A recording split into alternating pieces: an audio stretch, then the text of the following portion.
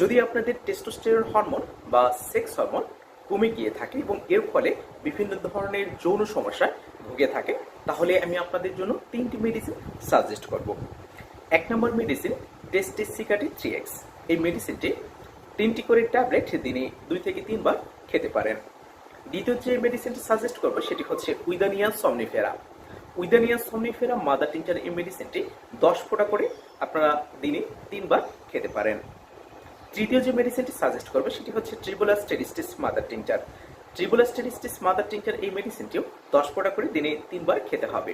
মেডিসিনগুলো আপনারা 3 মাস পর্যন্ত ব্যবহার করতে পারেন। আপনাদের টেস্টোস্টেরন লেভেল কম থাকলে সেটি বৃদ্ধি পাবে।